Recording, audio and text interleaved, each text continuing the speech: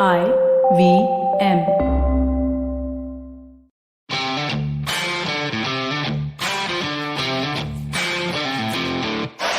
Ladies and gentlemen, welcome to episode number 50 of the Fighting G.O.A.T. This is your host Arjun Chipalkatti, aka Mystic Chips, with my dost Somesh, the Superhuman Kamra.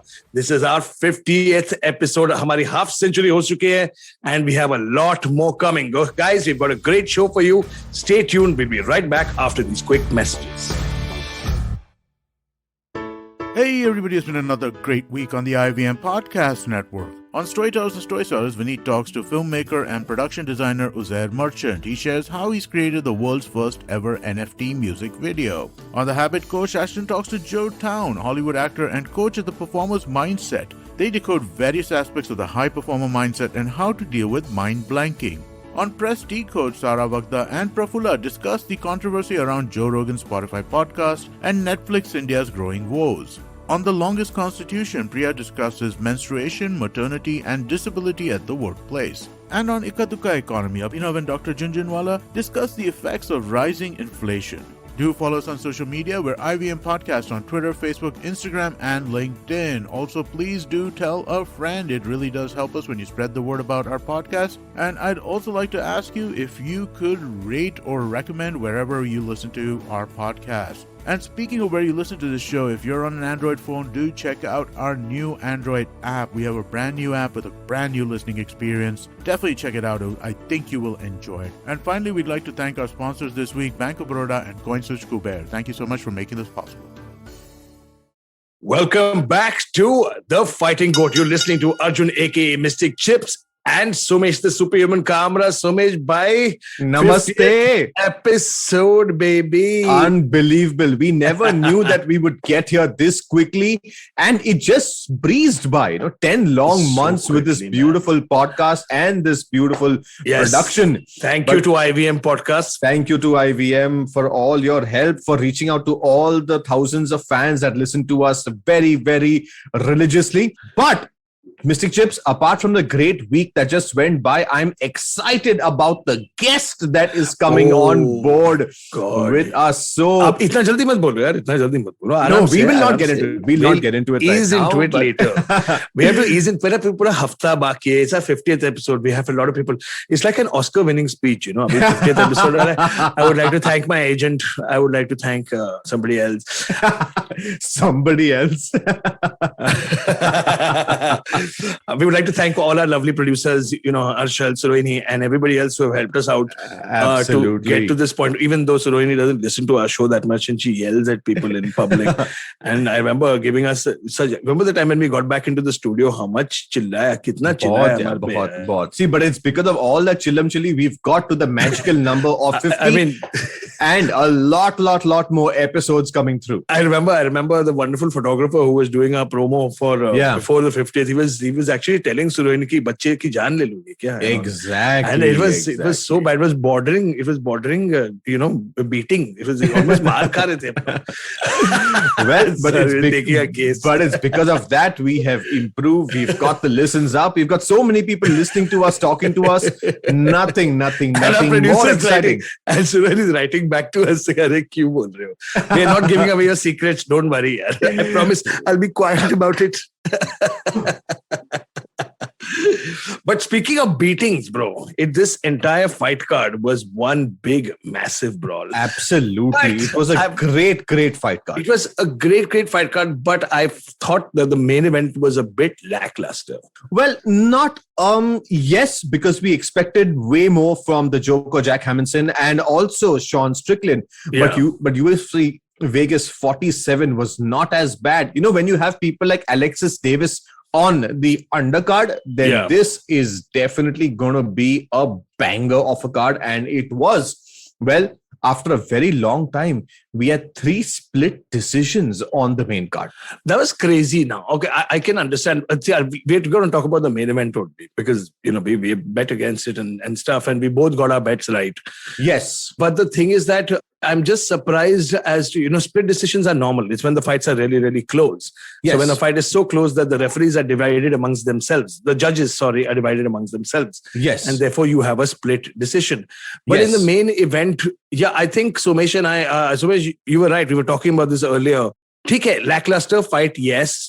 Sean Strickland in his own words said that, yes, I coasted a little bit. Yes. Because he kept, in his post-fight interview, he kept talking about the fact that, there were a lot of these corporate people coming up to him, the suits in his own words. Yeah. And he said that there are a lot of these suits coming up to him and saying that, you might be getting a title shot after this. Right. So it was because of that reason why he took his foot off the pedal. Correct. And said that he's never going to do that again because he was very upset with his own performance. Do you feel that way? Absolutely, yes. See, Sean Strickland is a kind of fighter who's from that old Nick Diaz, Nate Diaz era of really just grudge fighting. So, in fact, one statement that he made was very, very insightful into his mind, where he spoke about how he doesn't believe in resting during fight week. He doesn't believe in recuperation. He says, if I don't spar every day, I don't feel like a normal human. Well, he's not a normal human, but at the same time, as you rightly said, Chips, I think he just took his foot off the pedal thinking he's going to get a title shot, but that's not the way it is, because I feel there's Paulo Costa out there, there's Marvin Vittori out there, there are a lot of people in that division. We've got two middleweights fighting in UFC 271, Derek Brunson and Jared Cannonier. I mean, those two are also there in the pipeline. Well, there's also Kelvin Gastelum, who's a little on the losing streak, but he's still there. No, man. Kelvin Gastelum is somebody that you can never sleep on. His left hand is so solid. I mean, he even staggered the champ badly. I remember in their fight. Yes, he did. He staggered the champ so badly. He had Israel Adesanya on the back foot. I remember clearly.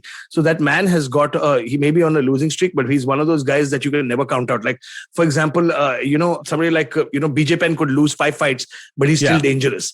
Or somebody like Chris Lieben could be getting knocked out every day, but he's still a dangerous fighter. Absolutely, yes. If you look at Nate Diaz's record, he has been on a losing streak. But the thing is that he gives you a scare no matter what. Absolutely. In fact, there's one fighter on the card, Smiling Sam Alvey, who's on a 8-fight losing streak and who still has a contract. That's what I'm saying, man. There's these badasses who won't, it doesn't matter. Can you imagine, bro, if Nick Diaz was convinced to come back to fight against Sean Strickland? Because both of them are long, lanky, both will jab, both of them have chins. It'll just be a great war. It'll be great. And I love the fact that Sean Strickland said, listen, I was just not myself. A lot of pundits globally said, listen, we don't even know how Jack Hermanson won 1 round or 2 rounds, leave alone a split decision. Decision tonight, definitely not. I agree with that. Split decision, I don't know. So Sal D'Amato, I'm assuming, was on his last card, and I don't think we'll ever see that referee ever again, because I think he's calling off his career. And he's the one who gave Jack Hermanson 3 rounds to 2. And that's how people are not understanding how this really went to a split decision. But leaving that aside, the most exciting part was Sean Strickland's post-fight interview, where he said, listen, I'm so happy for the fans. I'm thankful to the fans because, without you guys, I would be a piece of shit. And I still am a piece of shit, but I have money. I like him, and I like guys who are brutally honest in their post-fight speeches. Right. I like, it's whether it's Derek Lewis who takes his shots off and says because his balls. Well, we have him. We still have him. He's going to be fighting next week as well.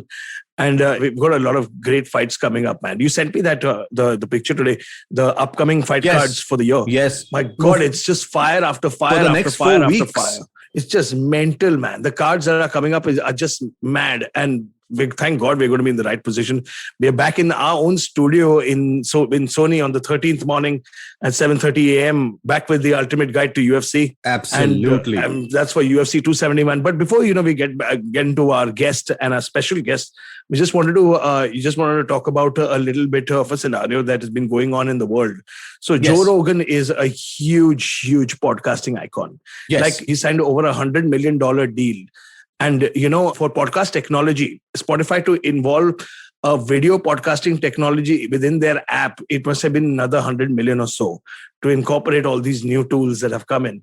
So they've banked a lot of stuff on him. But, it's like, when you see on Twitter and you read and, people are saying, oh, I have the freedom of speech. I have the freedom of speech. And I always say this one thing, that there is yes, there is freedom of speech, but there is freedom of speech, not freedom from consequence. Yes. You have to be responsible for what you say, no matter what, especially in a world like today, where things are taken out of context all the time. Yes. All of them. And Joe Rogan, who is a very, very smart, he's a great, brilliant podcaster, was initially called out for his, his vaccination things and his therapies, which is fine. As long as Spotify has said that, we're just going to put a disclaimer above it saying that, blah, blah, blah, blah, blah. It's like a personal view, It's a personal view. It's like when you smoke a pack of cigarettes. Yeah. It's harmful, it's going to do this thing, but it's their job to write smoking kills. Yes. So, but, there was a recent, outcry from a lot of celebrities that came out and said that Joe Rogan was using the N-word, which I think was disastrous in that sense. Oh. And he put out there's a news article saying that he knows that he's up now. Yeah. And it wrote at the bottom saying Joe Rogan has still not been confirmed for UFC 271. Oh, really? Yeah. Now, I don't know if this is going to have any implications, but dude, say what you want, but saying the N-word, no. That's catching people on the wrong foot. And especially when you have Israel Adesanya fighting on the main event. Dude. Derek Lewis is on the card. Dude, Derek Lewis. Dude, the greatest champions in the UFC are all there. Greatest athletes in the world are all black. Correct. You got from LeBron James to Michael Johnson to Anderson Silva to Francis Ngannou, Israel Adesanya, Kumar Usman. Man, there are going to be so many people who are going to take offense to this. Usain Bolt. People are going to take offense. And I think, it's not an opinion anymore. You just don't say the N-word. I think he's crossed the line, according to me. He's crossed a very big line, dude. I love Joe Rogan. I love his content. He's a great podcasting icon. He was one of our reasons why we wanted to get into the podcasting game as well. Absolutely. Absolutely. This is the thing. And I tell this to everybody, people say, oh, why don't you tweet anymore on Twitter? I said, because, sometimes you believe me, I have a lot of things to say, but freedom of speech does not mean freedom from consequence. Absolutely. That is such a valuable insight. And speaking of valuable insights, we have an exciting guest who is it already. He's ready to roll with us. None other than Super Boxing League, Super Fight League, fight promoter, fight manager of the great Amir the King Khan, Mr. Bill Dosanjh. He is in the studio with us. I can't wait. He's going to be speaking to us about all the consequences about being a fight promoter and everything behind the scenes of Super Fight League and the formation of Super Boxing League and what this holds for Indian MMA fans and fighters. All this and much more after this short commercial break. Working Monday to Friday glued to your chair making you feel dull? Worry not. Get your 5-minute weekly dose of travel around the world with postcards from nowhere. Join me every Thursday as I explore the strange, obscure, and fascinating parts of the world and bring out facets of travel you may not have thought of before. You can find us on the IVM Podcast app, website, or wherever you get your podcast from. Ladies and gentlemen, welcome to episode 50 of The Fighting G.O.A.T. You're listening to the voice, the Mystic Chips, Arjun Chipalkatti, along with my partner, Somesh, the Superhuman Kamra. And we are back. We told you we've got a great big guest for our 50th episode. It's our half-century mark. The one man himself, the promoter from India with Super Boxing League, Super Fight League, Amir Khan Promotions, the Crypto Fight Nights in Dubai, US, London, England, Manchester, jahan bhi socho, India, Pakistan. The borders have no limits for the man himself, Mr. Bill Dosanjh. How are you, sir? Good. Absolute pleasure to be on. Welcome to the show, Bill. Welcome to the Fighting G.O.A.T. We have the Fighting G.O.A.T. on the Fighting G.O.A.T. It's good to be on. Arjun's been in my back for ages, and to be on the 50th, I think is a privilege. So, especially with the introduction, so I think it's, I've been prepping this for a while. I had the 49th and the 47th and the 42nd. But good, I'm happy that you made it on our 50th show, and it's actually come at a really good time because there's a lot that's been happening in the entire sphere of MMA. And before we even start, any sort of questions with Bill, I just want to hear about, what's been happening. I've known you since 2013, I think. And, when we started working together, what's been happening in the world of mixed martial arts and boxing? I mean, look, it's been an amazing journey if you look at it, and every day is just like an amazing new challenge and, but something you enjoy, there's nothing like I've made this my passion. I made this my work. I made this everything kind of what I've always wanted to do since I was a kid. So no, it's been really, really good. And we've been on the scene for some time. We started back in 2012. That's actually a decade. If you look at it, that's like it's actually 10 years ago when we started the Super Fight League, and it all started with kind of being around with Amir in kind of his journey to Olympic medal, and then him turning professional, and then just seeing everything kind of grow from there. But I think India was so close to my heart, where we kind of always wanted to do something, and we kind of like learned the trade, I would say, with the best people in the US. And then we said, you know what, we need to bring this kind of back home. We need to bring this back to India because there's no one doing it. Like even now, we're actually one of one in what we do, Right. And bringing that expertise back home was very, very important.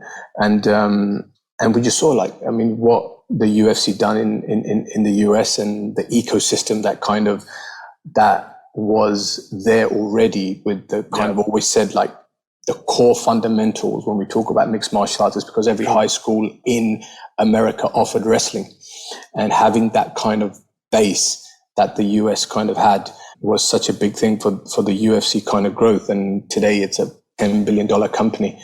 And I think that we do have the fundamentals in India to really make mixed martial arts big sport compared to all the kind of the cricket that our nation kind of loves.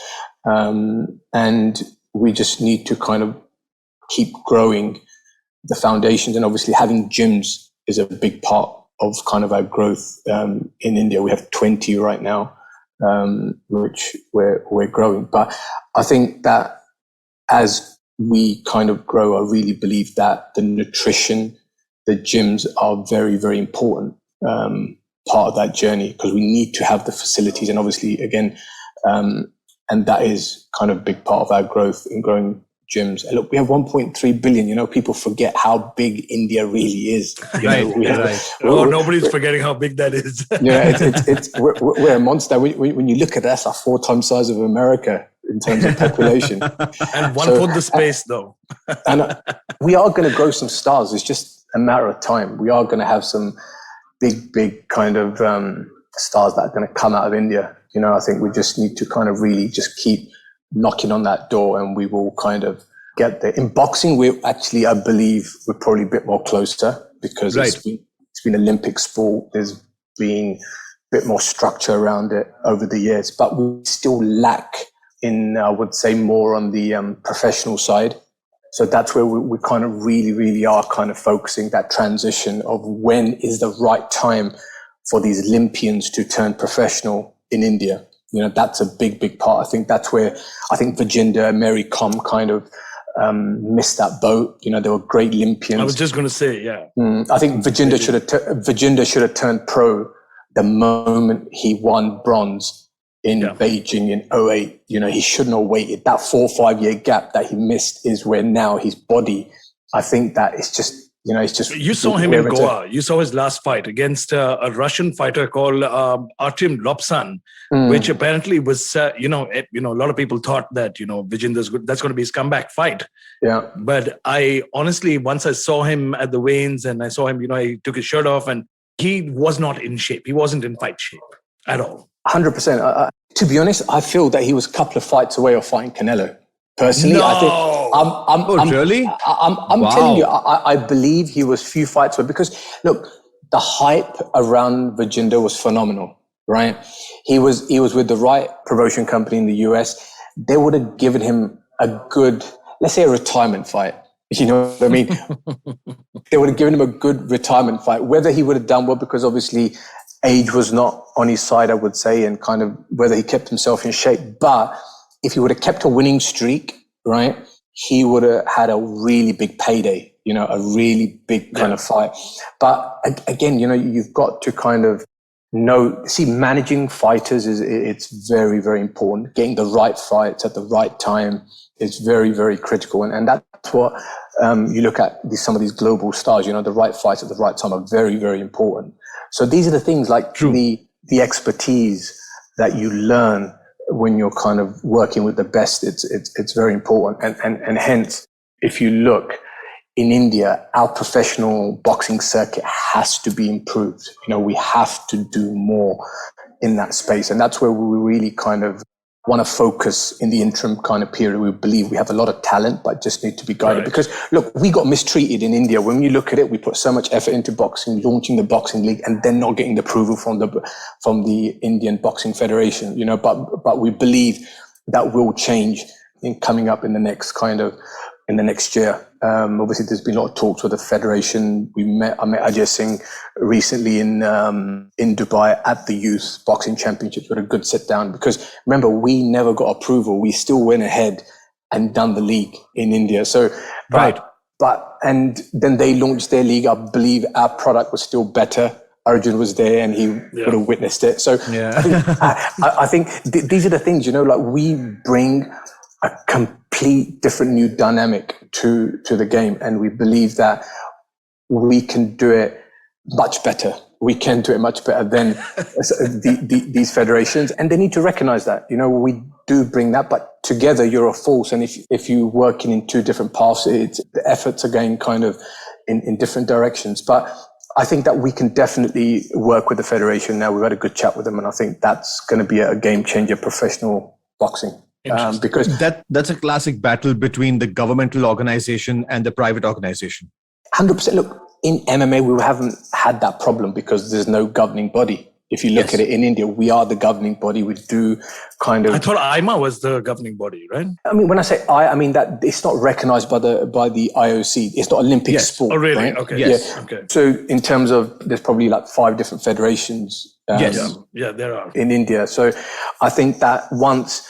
So sometimes that works, I would say, because at the end of the day, you got no one to really answer to apart from professional bodies that kind of oversee the events and so on. But where with boxing is obviously, as we know, that it's a bit more controlled. But yeah, I mean, look, at the end of the day, I think we've still got a long way to go in India. Look, we had 14, 15 sports league that launched in the period of 2007 to 2018, 19. But yes, I think right now we've only got the IPL, which is here to stay, the ISL, the football, and the Kabaddi one, right? Correct. They're the only 3, and they're all star properties, and so obviously without Star, the backing of the network, they probably, apart from cricket, they would not be there. Right. So I think that that's where we've got to kind of really look at, because mostly if you look at in every country, there's about 4 or 5 sports leagues. So if you look at America, you have the NFL, you have the NBA, you have the hockey league, you have the baseball league. So these are the kind of main, and I think in India we'll have like 4 or 5 leagues that will be here to stay, that will kind of cater for the consumers. The others, I feel that they will kind of fade out, like the table tennises, the badmintons, imagine national hockey's our biggest sport, right? Yes. We have not seen the league for the last 5, 6, 7 years. Right. So I think a lot of restructure in the sports is kind of happening. And I think it will kind of continue to kind of restructure. And I think there'll be about 5 that will kind of continue. That's my personal opinion. But I think we will be one of the 5 for sure. That's awesome. That's awesome. So we're definitely confident in that space, because look, combat sports, it's the old kind of gladiator. It's the whole kind of like, if you look at a movie industry, what does it offer? It offers action and romance, and it doesn't get much more action than watching 2 gladiators kind of. Absolutely. Dude, you see a brawl in the parking lot and people stop. People bet on it. People would bet on anything that comes to boxing, to fighting. You see a fight happen in the bus on the road and people stop. Like people like stop it, work, screw work. Kya ho raha hai? Jhagda kahan hai? 100%. So we have that. It's in us. We had that little talk with Herb Dean the other day, and we asked him, Herb, say you're going to Walmart and a fight breaks out. Do people actually call you to ref it? And he said, yes, that has happened twice. I don't blame Herb Dean, man. Everybody was like, Herb, come here, come. Yeah. He's an amazing guy. Look how long he's been around for. And look, don't forget, we brought him to India as well. Yes. Oh, yeah, I remember when we absolutely. saw him. In SL2, I think I remember. It was in Delhi or Chandigarh. Chandigarh, yeah. So, in fact, that is such a clear roadmap. Bill, it's not astonishing to see an acute businessman like you to actually have a vision like this. However, a lot of people do not know that you actually come from a wrestling pedigree. Your family has been into wrestling. We spoke about wrestling and how it's developed in America from the school and college level.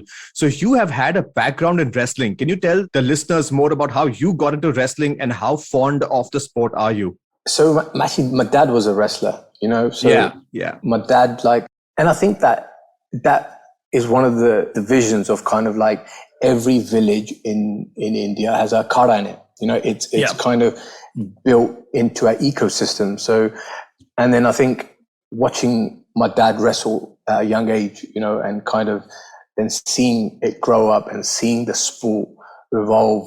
So I think that was a big kind of inspiration. And obviously even kabaddi, I used to see him play kabaddi as well, because that's a big thing. Because there's different types of kabaddi. There's a kabaddi which is on star, which is I think more comes from the south, where you touch and point. And there's a thing called Amar kabaddi, which is played in Punjab, where there's kind of where there's 4 kind of stoppers, and where one goes and raids, and he's got to touch within, and he's got to get back within 30 seconds. Right. You know what the crazy thing was because look, with me, I'm always been blessed, I would say, with a creative mind. We're always trying to do things outside the box. And hence we came up with this, and hence we came up with this whole kind of thing where you fight as a team, right? With the first I was coming to that. I was honestly on my way, slow walking you towards that. So we actually came up once with a thing called tag fight, believe it or not. So tag fight was something where you had same thing in like kabaddi, where you touch, and the moment that touch happens, you can engage into basically a fight. So you could do whatever you can to hold him down. Because if you look at Amar kabaddi, where you touch 30 seconds, you got to get back. Here, the moment that touch happens, you can actually use your combat skills to basically hold that person down. Obviously, he's got to get back. So we never got around to that. So maybe one day that's another little project. Sounds like fun. That sounds crazy. So it's almost like wrestling and kabaddi mixed. It's basically a free for all. The minute you touch somebody, do what the heck you need to do to get that person down. Correct. But this is not the first time we saw you. You say that you were, and I agree completely, because I remember when we saw traditional mixed martial arts, we saw boxing, and we saw how leagues went on and had these individual shows. But I remember when it was around 2015 when I got a call from you with regards to a new kind of format of mixed martial arts that was coming, and I was like. And when I heard it, I was like, come on, no, that can't work. And it did. And Bill was one, Super Fight League, Super Boxing League, Bill was the first one to pioneer the team sport aspect, a team aspect in mixed martial arts. So he had, the Mumbai Maniacs and the Delhi Daredevils. And it's a similar format where they had teams that were supported by owners, by companies and celebrities. And then each team had players in different weight categories that fought across a league format, which a football type. I think it was a football style scoring as well to the entire thing. And a team champion was decided at the end of the league. And I think that was a masterstroke in terms of bringing the attraction to that sport in India. Because I remember Bill, the gates of City Fort were people were banging that shit down the minute their teams were working. And after 2 weeks, it went insane. Yeah, I think, look, for any sport to grow, right, you need an ecosystem. I believe that combat sports, for it to kind of be like a soccer or like an NFL, NBA, and look, these guys are, when you look at their revenues compared to anything else, are the biggest. So, and that's because like you've got so many, like if you got, say in the NFL, you got 30 odd teams, like there's 30 odd millionaires and billionaires in that ecosystem. So they're growing it. And same with IPL. If you look at it, it's not just about the IPL, the BCCI. It's the people that own the teams. That's what makes the ecosystem. So, and I feel that with combat sports, that's because look, UFC is a monster, right? It's a complete, utter dominance. It's a machine now. Right. It's just a machine. So the only way you're going to try to, I won't say compete with it, to create something which is unique and something which kind of gives that kind of a strong appeal is you need an ecosystem. You need good billionaires to kind of come and back. And when you look what we created was something which, in every sport, you have point scoring, whether it's soccer, whether it's NFL, NBA, it's point scoring in cricket. So the point scoring system was we just hit it to the T when it comes and it came in a way that we used a bit of cricket and a bit of soccer. So cricket was something which our audience in India understood. So if the fight was a draw, each team got a point. If it went to the judges, you get 3 points. If it was a TKO, you get 4 points. And if it's a submission, you get 5. And it's a knockout, you get 6. I remember. 6. So do you remember the opening night, right, of SFL 1 when we did the first ever show in India? Yeah. Delhi were... It was Mumbai, I think. The first show was Bombay. No, it was Delhi versus Haryana. Oh, sorry, the team. Oh, you mean in 2016? Yeah. It was Delhi versus Haryana. It was 12 points to 3. Haryana was winning, right? You had Randeep and you had Arjun Rampal. They were both all there. And everyone thought that they're going to win. And then in the 5th fight, Jason comes out. He's losing against Amit Kumar. Do you remember that? Yeah, I remember he got rocked. He got rocked. Comes back, scores a submission, makes it 12-8 because he gets 5 points. Yeah. Then it's Matt Baker versus Balhara in the heavyweight last fight. I remember that. Right? And then Matt Baker scores another submission, makes it 13-12. Right? 13-12. So after trailing 12 points to 3, and then like soccer, if you win by 3 goals to 2, you get 3 points for the win. And so we had some phenomenal nights where it went down to the wire, where it was just like... I got it. You know, during the entire league, I think I've never heard Bill Dosanjh say went down to the wire more often. Every night, after he would be standing behind me. He'd be standing behind me. He's like, tell me the score. And I'm like, wait, hang on. Is it going down to the wire? It's going down to the wire. I'm like, yes, it's going down to the wire. Every night, man. And that's what people want. You know, another problem the fight game is everyone's looking forward to the main event. No one cares about the undercard fights. And I think that kind of changed where every fight, every point was really important.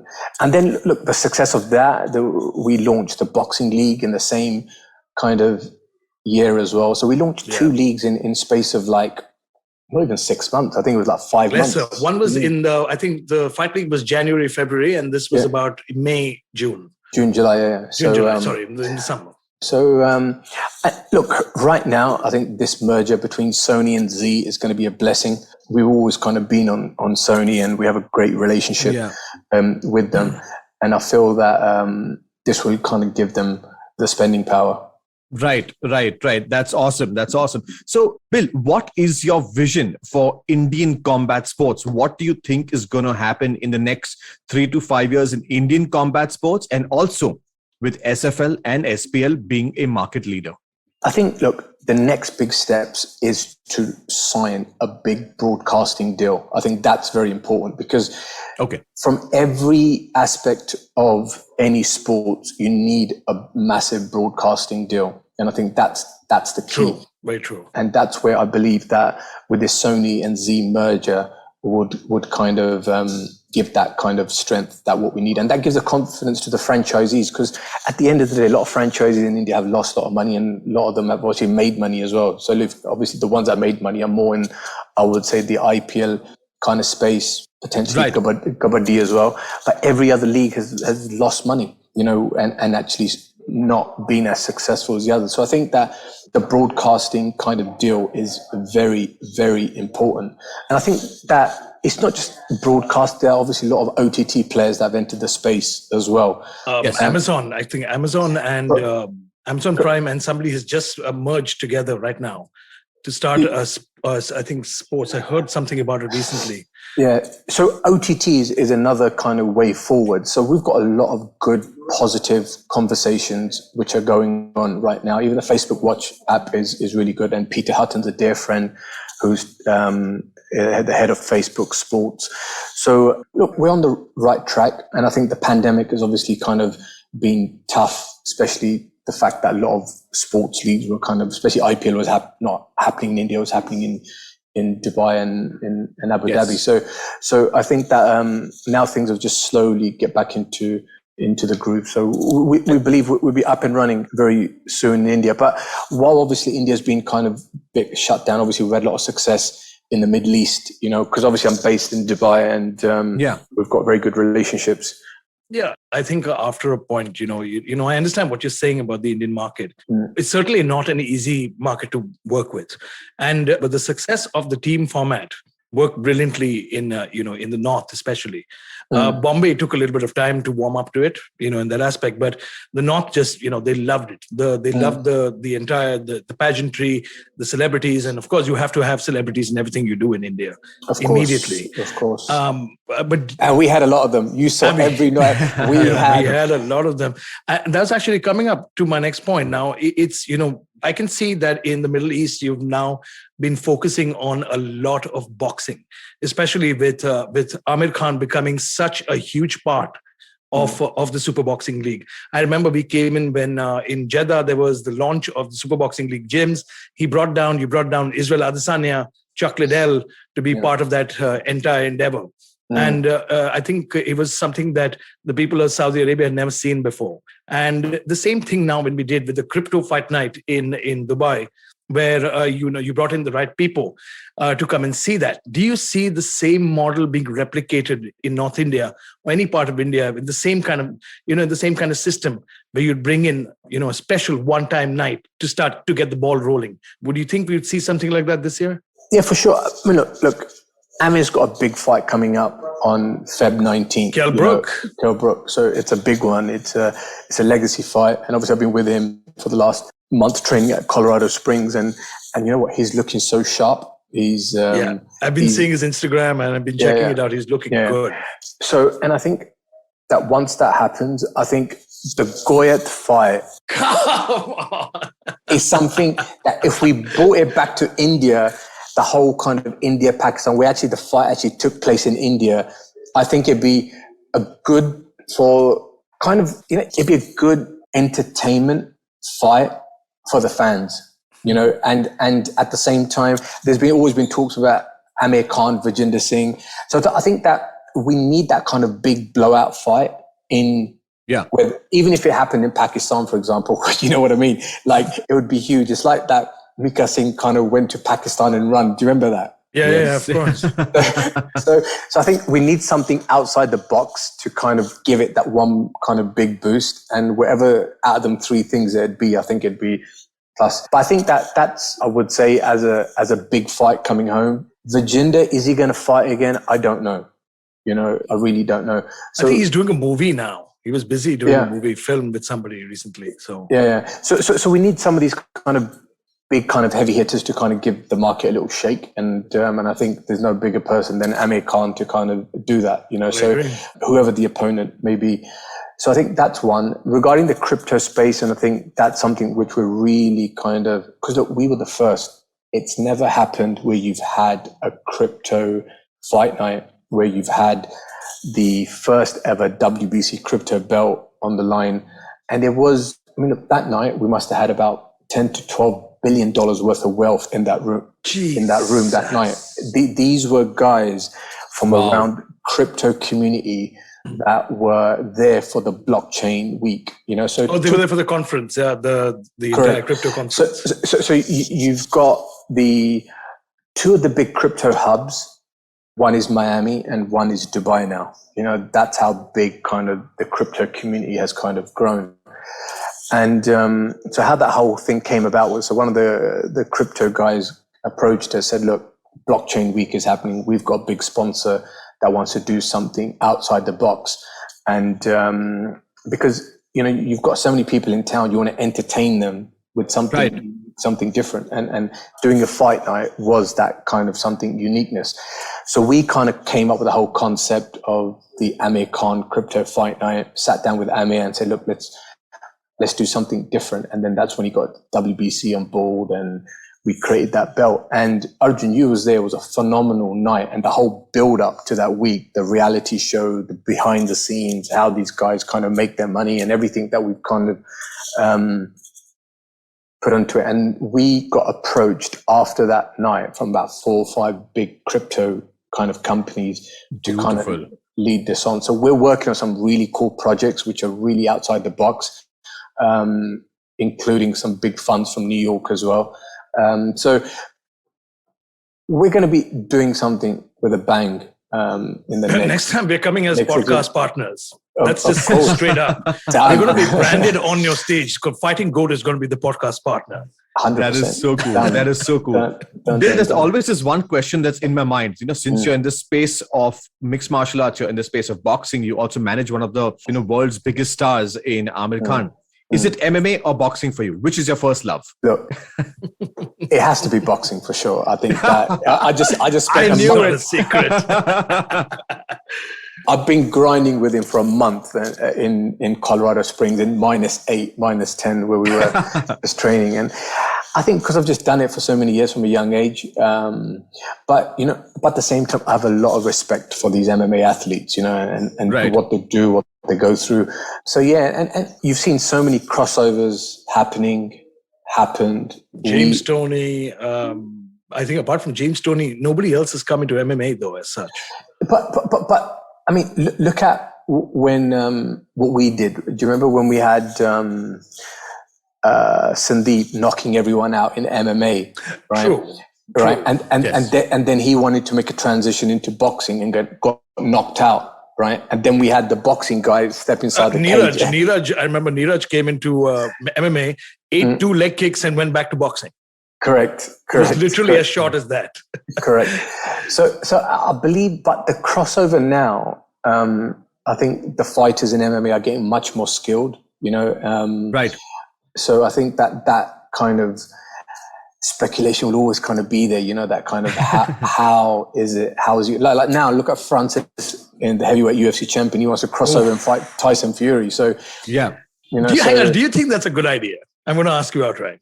At that elite level, when you're talking about Tyson Fury, I mean, look, he's one of the all-time greats, and then you're going to look at Francis, who's kind of, I believe he will fatigue. I believe that them 12 3-minute rounds, people underestimate, what type of engine that you need. And that happened with when McGregor fought Floyd, if he had that kind of bigger engine. And I think it's your muscles as well, when you have worked a certain muscle all your life, and that's what it's harder to kind of develop that in such a short period when they've done one art for so many years. So I think so many things come into play, but yeah, I mean, some people are more gifted than the others, and kind of. I think if there was an MMA fighter that wanted to make the transition to boxing successfully, it would be Nate Diaz, because he's got gas tank for days. He doesn't really get warmed up till the 8th round. Yeah. And then the fun starts, because then he tags you, he stares down, he points at you, and then everybody has a good time. Did you if you saw the fight with Leon Edwards, he was getting battered for 4.5 rounds and then lands a shot in the last minute. And and we were actually talking about it on the show, saying if these were Pride rules, Nate Diaz would win the fight. Because he did. No, for sure. I mean, look, they're both brothers. They're special breed. That's for sure. Oh, there's something else. And you're right. He actually would do well. I think he would do well. He's got a long, lanky reach. He would. I mean, it's if you look at the entire MMA and boxing crossover, you're absolutely right. They're 2 different sports. You can do it for promotion. McGregor though was surprisingly hung in there very, very well. And he hung in there for a good 8 or 9 rounds, before the inevitable end. But it's, what's your take on the entire Jake Paul, Logan Paul, thing? Jake Paul is, but you got to give it to the guy. He's winning. He may be knocking out wrestlers. He may be knocking out Tyron Woodley, and there may be some speculation and controversy about it, but he's still getting it done. Yeah, I mean, look, you've got to give them credit for what they've done. And I believe that they're bringing a new audience to the sport, which is great, and they will continue doing that. And I think that Jake is definitely talented. There's no 2 ways about it. I think he will kind of continue, and I think that even there was talks of him and Conor. I think that's I'm telling you, I think that might happen.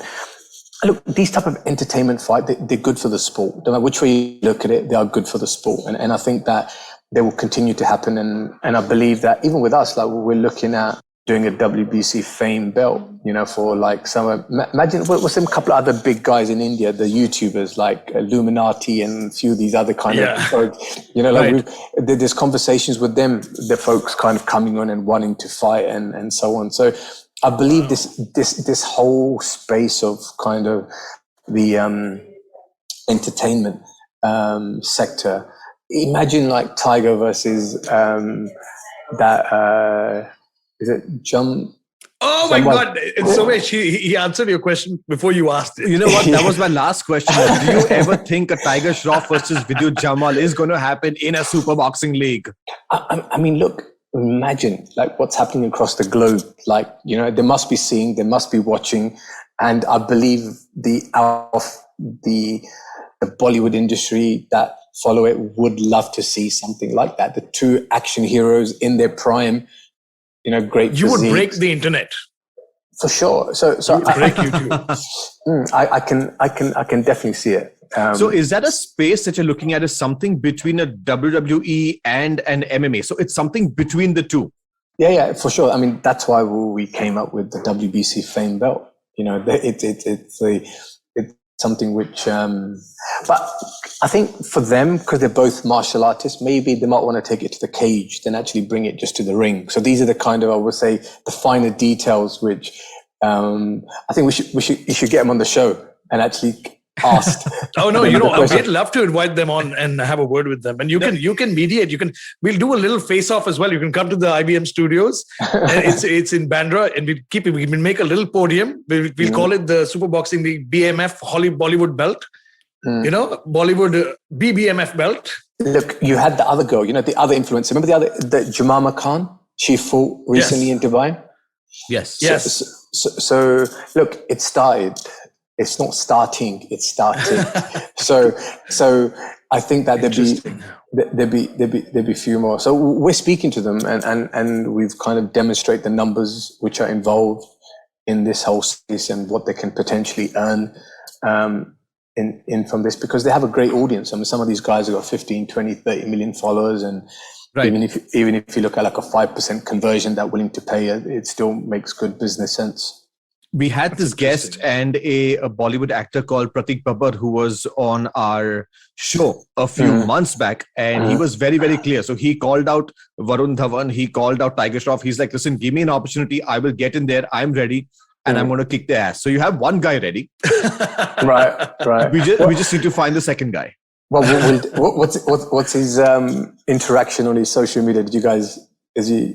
No, following. We've been he's quite big. Forever. He's quite big. He's the son of Raj Babbar. And he's Raj Babbar's son, and he's doing his own movies. He has a lot of content on OTT platforms, and he's very vocal about the fact that he loves training, he loves fighting, he loves mixed martial arts. He's a big fan of the UFC. He's come and hung out with us, and he's not come to the Sony studios with us yet, but he's very involved in it. And like Somesh said, he's very vocal about wanting to do a celebrity, whether it's for charity, whether it's for whatever. But I think it's time that India gets to see it, and I'm going to be in the best seat of them all. Absolutely, front and center, getting to commentate. It's the best view in the house. We've spoken a lot about fights, but I think the listeners do need to know that Bill is heavy into philanthropy work also. So, Bill, could you tell us a little bit about what you're doing for women and how you think self-defense is such an important aspect in a woman's life? No, for sure. And I think it's very important to kind of give back. When God's been so kind, it's very important to kind of do stuff and help. And that's what in our gyms, like we offer like free women's self-defense classes. That's fantastic. And at the same time, unprivileged kids that kind of can't afford membership, they can come and train there and kind of do that. So I think it's always kind of important to kind of give back, and it's always kind of good to give back in a line that you kind of understand and that kind of where that. And I think that especially over the pandemic and stuff, people need a release, and I think there's nothing like going down to the gym and kind of really kind of letting that go. And it's been sad, to be honest, at the same time, like during in India, you've had a lot of lockdown. Even gyms today are still shut. So like that's been tough.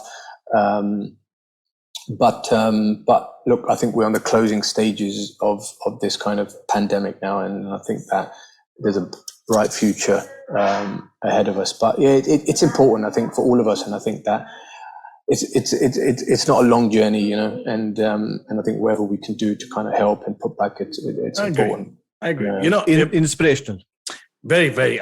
Before we wrap up and take any more of your time, because I know you're a busy man, and you've specifically told me, and you told me before, but I'm going to just keep you for just a little bit. Just in summation, you've seen so many leagues pop up, and you've seen so much of talent coming out of India. Do you think that we are beginning to catch up on the same graph of progression as with the rest of the world? Do you see Indian fighters slowly catching up to to the international counterparts, especially with fighters going abroad and training and coming back? Do you see a lot of that beginning in India in both MMA and boxing? Boxing, for sure. I believe that is when you look at the medals that we kind of brought back even from Tokyo and so on, and I think that at the amateur Olympic level, for sure, I think we're there, and I think we're going to continue to grow, and I think that we're doing a great job on that front. It's just that transition to professional, to turn them into world champions, and I think that's the bit that what we are really kind of focusing on, and we will continue to grow. On the MMA side, I believe right now we are still at... Look, we saw in season 2 when we had the folks that fought Vince Murdoch, who's an ex-UFC guy. Yeah. Both of them did really, really well. And I think what's stopping the growth a little bit, I would say, is the level of competition that our guys are fighting. Because you always rise to the occasion. Our boys have got the skills, but they're not getting that one step up level of competition. Right. And that means like the right sparring back home. We need to get more international guys in, or we need to send our guys abroad. Because look, the work that you put in the gym, and the level of people that you're training with, and the level of competition, it's very important. Look, even for myself, I was with Amir, Colorado. I was training with him for 4 to 6 weeks, and like you get to a point when you're training with them and you're doing everything that you're doing, you feel that you can kind of compete at that level. That's just like me going there for 4 weeks. So you can only imagine like when these guys are like training with the best and how they would feel and so on. So I think that's the bit that the bridge that I think we need to kind of break in MMA for sure. That's interesting. That's such an incredible answer, and it's so true in that sense. We've seen fighters, but I think that that given with time and the way the popularity of the sport is going up, with so many fans who come in and have been writing to so many new gyms that are popping up that are training MMA. Almost everybody, every second guy on the street, because thanks to guys like Brock Lesnar and Conor McGregor that have popularized the sport. You've got a lot of regular Joes now getting into the sport. And I think with more involvement, you will just see more and more coaches, you'll see more and more better fighters. And I think it's a matter of time. For sure. I think we're definitely on the right track. And I think look, when we were in Colorado just now, and we were speaking about Don King, because Don King just promoted a recent fight. So Don King never started promoting boxing until the age of 40, right? And look, look the success that he got.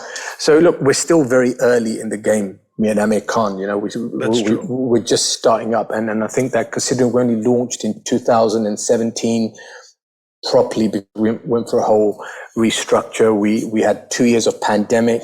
Right. So, we've come a long way, and I believe that the journey has just kind of begun.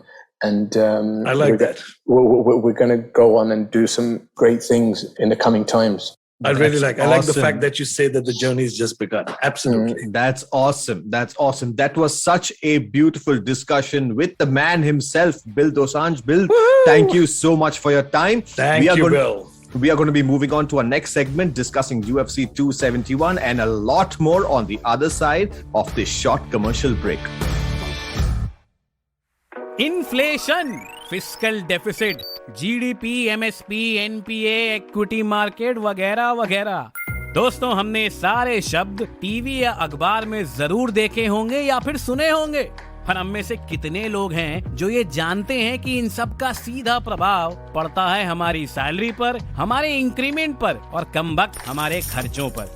दोस्तों, मेरा नाम है अभिनव त्रिवेदी और मैं बात कर रहा हूँ इक्का दुक्का इकोनॉमी पॉडकास्ट से, जहाँ पे इस तरह के इकोनॉमिक और फाइनेंशियल टर्म्स को मैं जोड़ूंगा सीधा आपकी जेब से। हर मंगलवार एक नया एपिसोड सुने IVM पॉडकास्ट की वेबसाइट, ऐप या फिर किसी भी अन्य पॉडकास्ट प्लेटफॉर्म पर। Ladies and gentlemen, welcome back to the Fighting G.O.A.T. This is Mystic Chips, Arjun Chipalkatti, and Somesh, the Superhuman Kamra. If you're just joining us, you missed an incredible session with the man with the plan, the mastermind behind a lot of what has happened in the MMA scene in India. Yes. And of course, in the Middle East now, the Super Boxing League owner, the Super Fight League owner, cryptocurrency fight night partner of Amir King Khan in the Middle East. Mr. Bill Dosanjh. Bill Dosanjh was incredible. Don't you think so, Somesh? It was just oh my God, so insightful to hear. That was such a great conversation. You know, we've been trying to get some of these top level guys on the podcast, and Bill was like, boom, let's do it. We hope I had to run after Bill for like a good 2 months. Absolutely. And it's so good to see all of us running behind Chhatri Sittagong, who also could be coming on our podcast. But when that happens, there's going to be a lot more exciting content. But man, Bill, dude, he is such an insightful guy. Dude, he is so sharp, so smart, so intelligent, and hence he is where he is. Dude, he's a shark. I mean, he mentioned me a couple of times. We've been working together for 10 years now. Yeah. And it's incredible. Every time we get a chance to talk to him, you learn something new. Absolutely, whether it's and especially what he talked about in terms of the business of fighting, the business of the money in the fighting game. Yes. How to garner. People think it's very easy to, you just go up to a sponsor and you get your money. No, it's not. No. It doesn't happen that way. It's so different. It's so difficult, especially when you're promoting a combat sport. Yes. So good luck to Mr. Bill Dosanjh. We're all banking on you for more and more MMA leagues and content, especially boxing and MMA in India. And as for now, I'm going to just be happy to be shuttling up and down to Dubai or wherever he wishes to take me. Well, speaking of shuttling up and down, UFC 271 is coming to you this Sunday on Sony Sports Network at 7:30 in the morning, where Mystic Chips and Superhuman Kamra are going to be in the studio. Yes. We have Sudhi as well. With Mr. Sudhi. Sachdev. We're actually with Uday Chopra, to be honest. With Uday, yeah. Very short of a charisma being parked there. It does not get more dhoom than that. Well, but speaking of dhoom, we are going to have a absolutely revised show where Mystic Chips and me are going to be breaking down this episode for you. So we're going to be telling you styles and techniques of Israel Adesanya and Robert Whittaker and how each of them can continue their winning streak. Yes, we're going to discuss some tendencies. We're going to discuss some general movements. We're going to discuss how their approaches change the way they fight. Yes. And it's going to be a lot more. It's going to be a new segment that's going to last for about 10 minutes in the middle of our show. So don't miss out on this very special episode of The Ultimate Guide to UFC. But now moving on, we need to discuss this banger of a card, Mr. Kamra. So please go ahead. Oh my God, the fight card UFC 271, which goes live this Sunday, which is the 13th of February. At 7:30 a.m. with the Ultimate Guide to UFC. And 8:30 is a live card starting off in the lightweight division. Bobby Green taking on Nasrat Harkpast. Nasrat Harkpast and Bobby Green. Wow, it's a good fight. It's got a great fight. It's a 5-fight card, right? I think it's a 5-fight card, and most of them are heavies. The only bantamweight is Kyler Phillips taking on Marcelo Rojo. We get into the middleweight division with Jared Cannonier and Derek Brunson, which I think is extremely exciting because we've seen a sudden resurgence in the career of Derek Brunson. In the heavyweight division, the co-main event, Derek Lewis and Tai Bam Bam Tuivasa Mr. Shui himself. It's going to be exciting when either of them is. So either we get a great post-fight interview or we get the Shui. Either way, we get a banger. And Derek Lewis has clearly said he hates what Tai Tuivasa does of drinking beer from a shoe. So he's going to knock him out and make sure that that's not going to happen. And the main event of the evening is the rematch in the middleweight division for the belt between Israel Adesanya, the champion, taking on the former champ, Bobby Knuckles, Robert Whittaker. Oh man, the rematch of the ages. We're going to go from top to bottom. We're going to go from bottom to top. Though we're starting out in that middleweight division between Brunson and Cannonier. Now, both these guys are coming. You know, especially Cannonier is coming off a loss. I think he lost to Whittaker in his last fight, and he was finished by Robert Whittaker. And whereas Derek Brunson has seen a massive resurgence. Massive means and how. He's won like 4 fights in a row. I remember the grappling clinic he put on Kevin Holland. Oh my God. Incredible. And he's just looking so good. But both these guys are so gritty and tough. It's going to be hard to choose a winner between the two. But if I have to go with it, I think I would be slightly siding with Derek Brunson. He brings a very good grappling advantage. Right. To grappling advantage to his arsenal. He's got some great knockout power.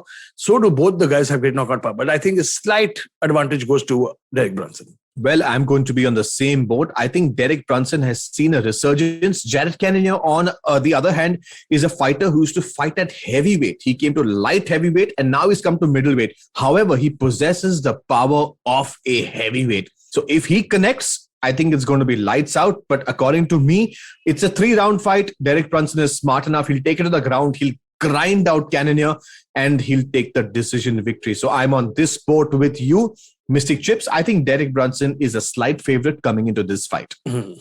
All right, what are we doing next? We're going into the heavyweight division. We got Tai Tuivasa versus Derek Lewis. Oh my God. We have 2 Dereks on the card. 2 Dereks on the card. And rightfully so, I'm going to go with the second Derek as well because of the fact that it's very hard to bet against Derek Lewis.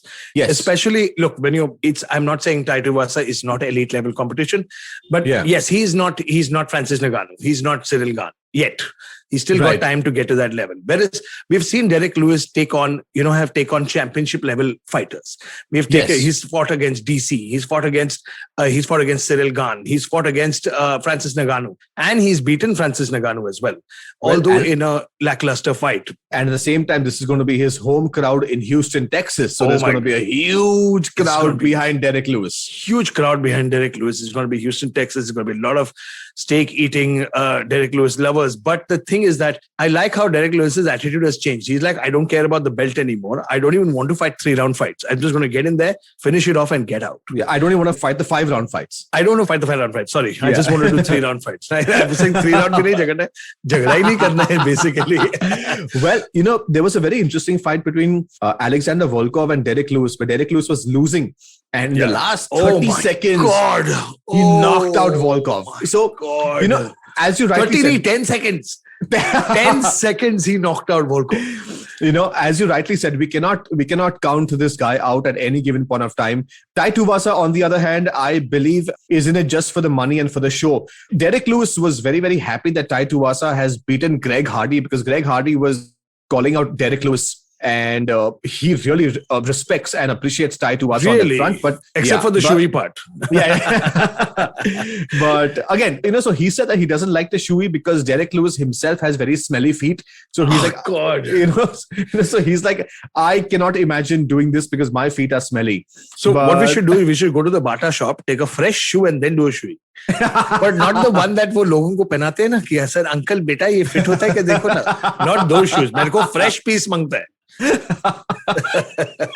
Yes, but again, in this fight, I'm going to be going in the same boat as Mystic Chips. Hey, don't copy me. No, I mean, for me, it's a very clear decision because I don't think Tai Tuivasa is there yet to face someone like Derek Lewis, and multiple heavyweights have said it over and over again how hard Derek Lewis hits in. Derek Lewis is the hardest hitter and also can take a punishment himself. Can take some punishment himself. Absolutely. So don't be fooled by that juggling tummy around because it's taken enough front kicks and it's still not crumbled. In fact, the gentleman to actually say that he's been hit the hardest by Derek Lewis is none other than Curtis Blades.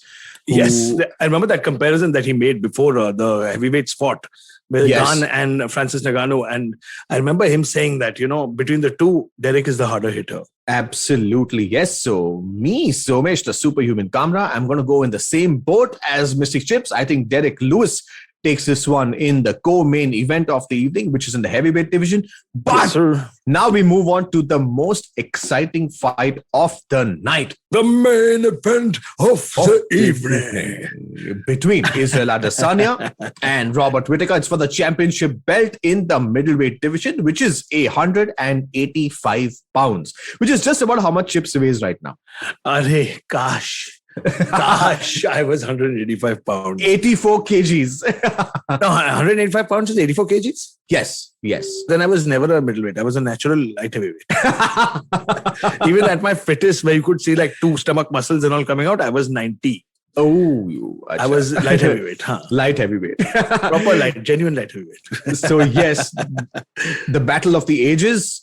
Bobby Knuckles taking on Israel Adesanya. Man, this is going to be funny because, the first fight coming out around, we heard a lot of rumors, a lot of speculation about, Whittaker's mindset. He said he was fighting angry. He wasn't ready. Oh, I don't know. He never said he wasn't ready because he's a gamer. He's always ready. But he said he was fighting emotionally. He said he was fighting angry. And he deviated from his game plan when he fought against Israel Adesanya. Yes. He stepped in against a rangy counter striker who's got great head movement, incredible balance, and can set up strikes from any angle. But I didn't expect him to get knocked out that badly. Like I remember in the end of the first round, he got dropped badly.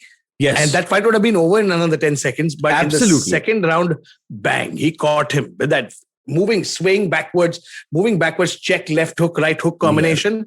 And he caught him coming in, man. And, you guys have to tune in on next Sunday, 13th, on Sunday morning. You have to tune in. We're going to break it down for you piece by piece, tendency by tendency. And honestly, Israel Adesanya, after that loss to, Jan Blachowicz, we thought that, is he going to be able to do this? Is he going to be able to do that? No, he actually just proved that moving up a division to fight somebody who weighs 240 pounds is not the most prudent. It's not easy at all. Yes. And especially, he was not losing that fight. He was winning that fight and he just got out wrestled badly. Yes. And I think that's what did it. He got gassed underneath him. He couldn't. Jan Blachowicz is a heavy man, dude. When he's on top of you, he's really heavy. Right. But I think I'm going to go back. I think we're going to see. And also one thing that Israel Adesanya walks in with is there's a special confidence that a fighter comes in with, knowing that they've knocked out their opponent before. Absolutely. Not submitted, not dropped, knocked out. He's knocked him out. He's going to come in with that confidence. And that could also be playing on Whittaker's mind you. Right. So I'm going to be going, I think the champion will retain.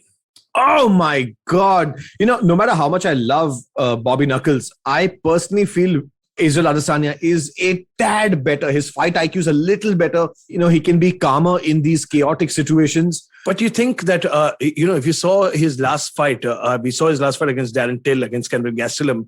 Yeah. Do you feel that Bobby Knuckles has gotten a lot more cautious and defensive? So I personally believe that Bobby Knuckles, his fighting style is very aggressive. So he moves forward all the time. It works with some fighters. It doesn't work with some. So it worked really well with Darren Till. It worked well with, Vittori. But I still feel with someone like Israel Adesanya, it's not going to work. I do believe that Robert Whittaker is going to be a little cautious coming into this fight. He's going to wait the first couple of rounds, just feel him out, maybe, try and wrestle him a little bit.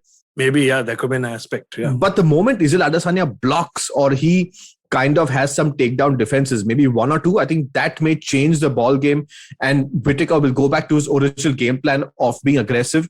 But I think it's going to be a 5-rounder. It's going to go to the decision. Yeah, I think so too. I think it is barring a big mistake by Robert Whittaker, which is not going to happen. Which I don't think is going to happen this time around. But, you can never say that with Israel Adesanya. You can never count him out, dude. Right. He turns it up whenever he wants. And while Robert Whittaker is figuring out his game plan, Israel Adesanya from a distance can rip your tear off, break you down with his leg kicks. Absolutely, yes. Absolutely. So I completely agree. But, when you have fights like Yoel Romero versus Israel Adesanya, sometimes it looks too good on paper. But when it goes in the octagon, it changes completely because both are very cautious. And Israel Adesanya usually is not a forward-moving fighter. So he's more of a counter striker. So he waits for somebody to bring the heat on and then he tags them. We saw how the fight with Yoel Romero went. I personally think it's going to be a unanimous decision. I think it's going to go 5 rounds. Yeah.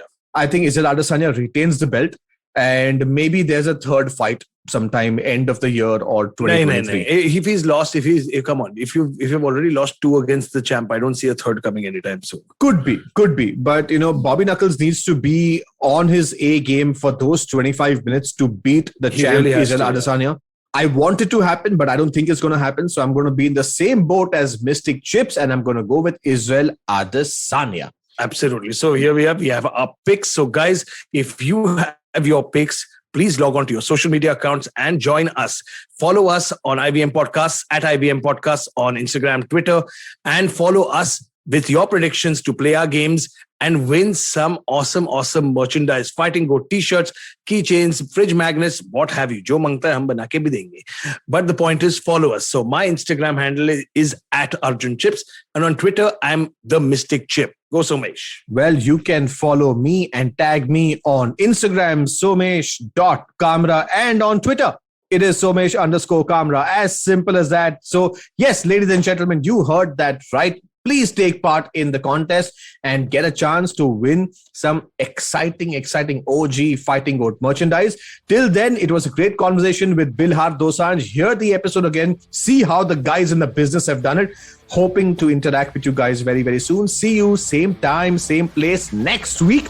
Only on the Fighting G.O.A.T on IBMPodcast.com.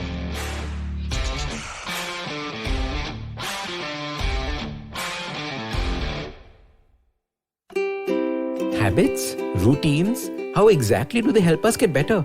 Well, to simplify it for you, tune in to the Habit Coach podcast. I am Ashton Doctor, and I'm going to be here to help you get better daily with some simple, easy to do habits that you can easily adapt to your life. So tune in to the Habit Coach podcast from Monday to Friday, because I believe that awesome lives start with awesome habits.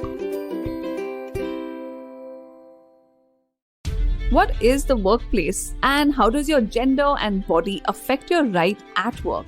Hey, I'm Priya Mirza, and on the Longest Constitution podcast, we critically examine the vision of the Indian Constitution and laws. In season 1, we looked at sex, gender, sexuality in India, and the landmark judgments which transformed our rights as citizens in this country. In season 2, we discussed the laws which shape the workplace and examine how ability, competence, and merit impact us, and much more. Join me, Priya Mirza, every Wednesday only on the IVM Podcast app, website, and all the major podcast streaming platforms.